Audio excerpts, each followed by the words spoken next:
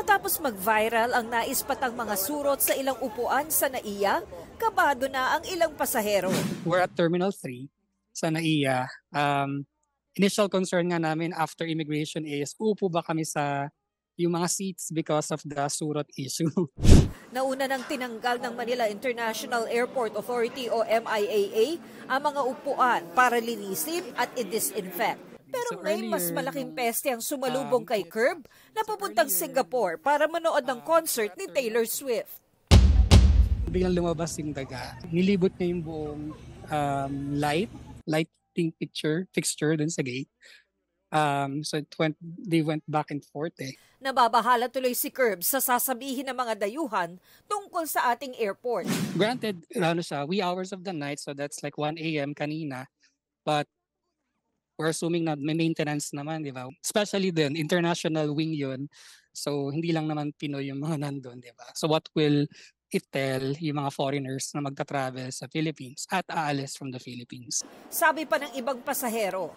Siyempre kadiri, kahit paano, kahit sino, dapat maging malinis ang airport. Medyo hindi siya nakaka-proud as a Filipino kasi siyempre, I believe isa tayo sa mga worst airport sa buong mundo. So I think the government should, take action kung anong pwedeng gawin, like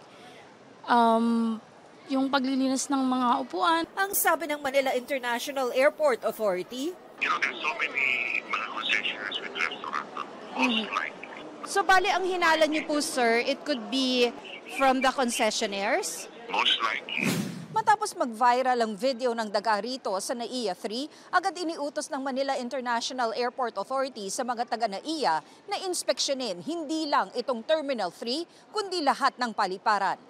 Nag-inspeksyon na kanina sa Terminal 3. Pinare-review rin ang mga kontrata sa pest control sa mga airport. Pagtitiyak pa ng MIAA, araw-araw naglilinis sa paliparan. Every day, every non-peak hours, usually past midnight. Para sa GMA Integrated News, ako si Tina Panganiban Perez, ang inyong saksi. Makapal at mahabang-mahaba ang hunos na ito o pinagbalatan ng ahas na natagpuan malapit sa mga bahay sa Barangay Bod sa Calasiao, Pangasinan. Ang ahas kung saan ito galing hindi pa nakikita kaya lubos na nababahala ang mga residente. May malit akong bata, pumupunta pa dun sa bukid. Baka mamaya hanapin ko yung anak ko, maano pala ng ahas. Natatakot po kami dahil may mga bata kami dito. Tapos malapit lang po kasi dun sa bahay namin yung nakuha yung dambuhalang lupos ng ahas na yun.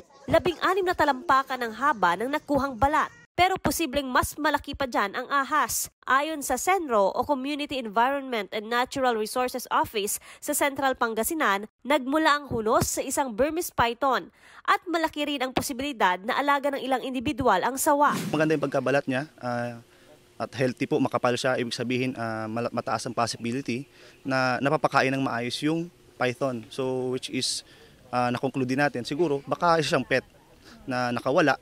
Hindi raw takot kaya hindi umiiwas sa tao ang mga Burmese python. Patuloy ang paghahanap malapit sa ilog at masusukal na lugar. Nakahuli pa ang mga hunter ng isang cobra at 2 sawa. May habang 10 talampakan ang nahuling male reticulated python. I-require na rin po natin yung mga barangay officials natin na i-check din po nila yung kanilang mga residente kung meron mang mga nag-aalaga ng hindi nakarehistro. Para sa GMA Integrated News, Joan Punsoy ng GMA Regional TV 1 North Central Luzon, ang inyong saksi.